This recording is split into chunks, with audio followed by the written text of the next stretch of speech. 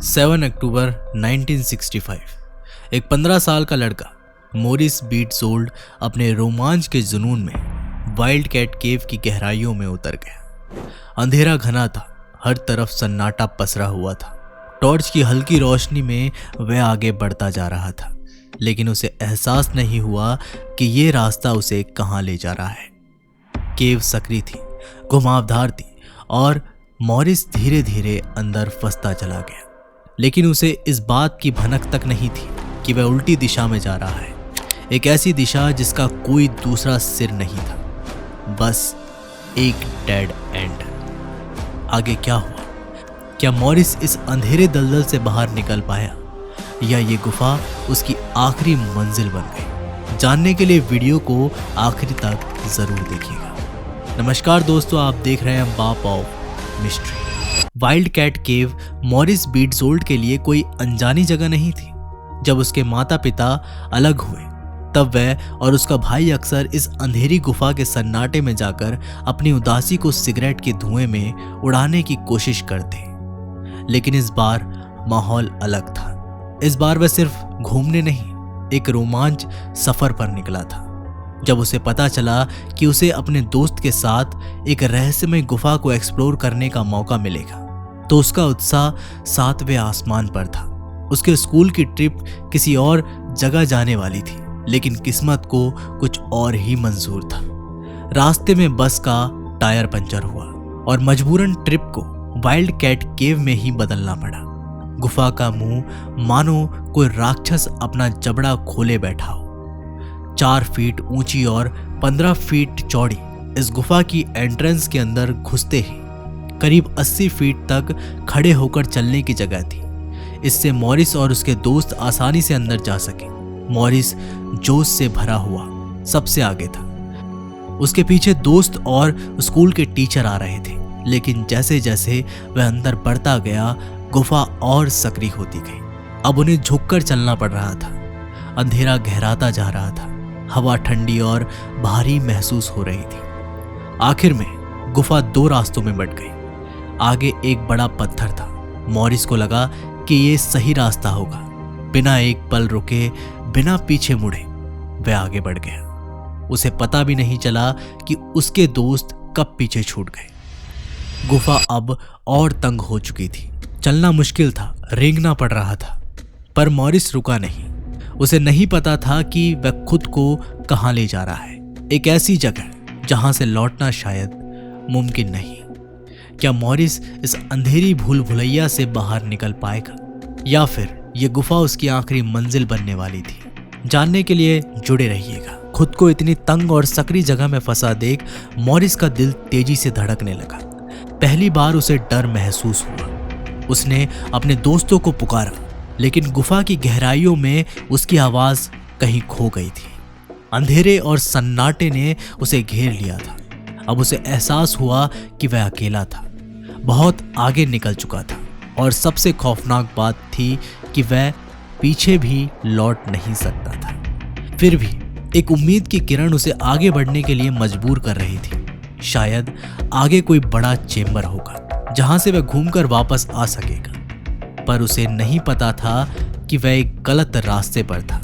जैसे ही उसने आगे बढ़ने की कोशिश की, 2 बड़े पत्थर उसके सामने आ गए। लेकिन जैसे ही वह उन पत्थरों के बीच से निकला, अचानक उसका पैर जिस पत्थर पर था वह खिसक गया। एक झटके में मॉरिस नीचे गिर पड़ा और अब वह उल्टा फंस चुका था, एक ऐसी जगह जहां उसकी छाती तक ठीक से फूल नहीं पा रही थी। अब उसका शरीर धीरे धीरे उसका साथ छोड़ने लगा था, क्योंकि वह उल्टा फंसा था, और जितनी देर तक वह इसी पोजीशन में रहेगा, उसके शरीर का सारा खून उसके सिर और दिल की तरफ जाता रहेगा।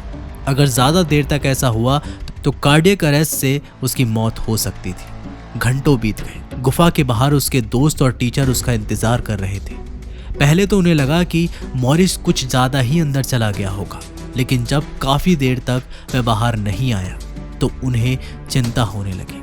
अंततः उनके टीचर ने गुफा के अंदर जाकर मॉरिस को ढूंढने का फैसला किया। टीचर, जो मॉरिस से ज्यादा बड़े नहीं थे, धीरे धीरे आगे बढ़े और कुछ ही देर में उन्होंने पुकार सुन ली। लेकिन एक बड़ी दिक्कत थी, गुफा इतनी सक्रिय हो चुकी थी कि टीचर मॉरिस तक पहुंच ही नहीं पा रहे थे। अंधेरे में उन्होंने सिर्फ मॉरिस के पैर देखे। अब एक सवाल खड़ा हो गया, मॉरिस सही सलामत तो था, लेकिन कब तक? गुफा में ऑक्सीजन कम होती जा रही थी, उसकी छाती तक सही से नहीं फूल पा रही थी, और सबसे खतरनाक बात, उनके टीचर को केविंग का कोई अनुभव नहीं था। अगर उन्होंने आगे जाने की कोशिश की तो वह खुद भी फंस सकते थे। अब सवाल ये था, मॉरिस को बचाने के लिए क्या किया जाए? क्या वह इस जिंदा कब्र से बाहर निकल पाएगा, या फिर ये गुफा ही उसकी आखिरी मंजिल बन जाएगी? आगे जो हुआ वो रोंगटे खड़े कर देने वाला था। गहरी गुफा में फंसे मॉरिस को बचाने के लिए हर पल कीमती था। अगर उनके पास एक रस्सी होती तो शायद उसे आसानी से बाहर खींचा जा सकता था, लेकिन उनके टीचर के पास ऐसी कोई चीज नहीं थी।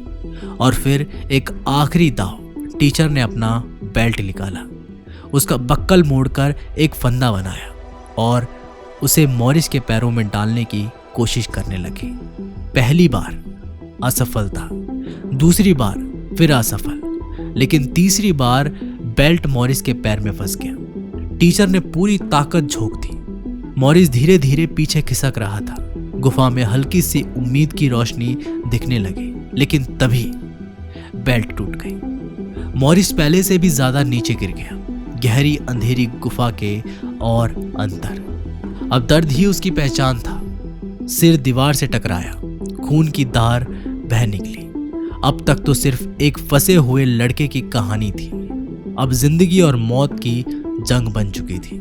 मॉरिस चीख रहा था, लेकिन उसकी आवाज गुफा के अंदर ही गूंज कर रह जा रही थी। टीचर को एहसास हो चुका था कि अब हालात उनके बस से बाहर है। उन्होंने भागकर रेस्क्यू टीम को बुलाया, लेकिन अब एक और समस्या खड़ी थी। रेस्क्यू टीम आ चुकी थी, लेकिन एक भयानक सच सामने आया। रेस्क्यूअर्स मॉरिस तक पहुंच ही नहीं पा रहे थे। गुफा इतनी सक्रिय थी कि बड़े शरीर वाले रेस्क्यूअर्स अंदर नहीं जा सकते थे। वे सिर्फ बाहर से मॉरिस को आवाज देते, ये जानने के लिए कि वह जिंदा भी है या नहीं। अब एक ही तरीका बचा था, मॉरिस को खुद अपनी जान बचानी होगी। अगर उसे बाहर आना है तो उसे अपनी पूरी ताकत से धक्का देना होगा, लेकिन क्या उसका शरीर अब उस लड़ाई को लड़ने लायक था? रेस्क्यूअर्स ने और कोशिश की। उन्होंने हर जगह हुक लगाए और उनमें रस्सी डाली ताकि मॉरिस को बाहर खींचा जा सके। टीचर की बेल्ट वाली तरकीब को दोहराने की कोशिश की गई, लेकिन इस बार रस्सी का इस्तेमाल किया गया। लेकिन अंधेरे ने उनकी मुश्किल और बढ़ा दी, इसलिए रेस्क्यू टीम बाहर से एक जनरेटर लाइट और पूरी गुफा में बल्ब लगाती है। अंधकार की गिरफ्त में फंसी गुफा अब रोशनी से भर चुकी थी। इतना ही नहीं, मॉरिस तक ऑक्सीजन पहुंचाने के लिए गुफा के मुंह से लेकर उसके पास तक एक पाइप लगाया गया। मॉरिस को राहत तो मिली, लेकिन खतरा अभी टला नहीं था। वह अभी भी उल्टा फंसा हुआ था और कार्डियक अरेस्ट का खतरा हर सेकंड बढ़ता जा रहा था। अब आखिरी रास्ता था। रेस्क्यूअर्स ने पूरी ताकत से रस्सी खींची, लेकिन हर बार रस्सी मॉरिस के पैर से फिसल जाती। अब साफ था, अगर उसे बचाना है तो किसी को मॉरिस के पास जाकर रस्सी कसकर बांधनी होगी। इसलिए ड्रिलिंग करके गुफा को चौड़ा करने का सुझाव दिया गया। अगर वे गुफा में छेद कर लेते तो शायद मॉरिस तक पहुंचना आसान हो जाता, लेकिन जियोलॉजिस्ट ने सख्त मना कर दिया। उनका कहना था कि अगर ड्रिलिंग की गई तो गुफा के अंदर बड़े बड़े पत्थर गिर सकते हैं और मॉरिस वहीं दबकर मर सकता है। अब सवाल ये था, क्या कोई और रास्ता है? क्या मॉरिस खुद को बचाने के लिए अब भी कुछ कर सकता था, या फिर ये गुफा उसकी मौत की कब्र बन चुकी थी? आगे जो हुआ वह इतिहास में दर्ज हो गया। पूरा शहर हिल उठा था जब ये खबर फैली कि 15 साल का मासूम मॉरिस एक गहरी केव में फंस गया है। अखबारों की सुर्खियां और रेडियो की आवाज से शहर का हर इंसान बेचैन हो उठा। दर्द और उम्मीद की इस लड़ाई में 200 से भी ज्यादा लोग मदद के लिए आगे आए।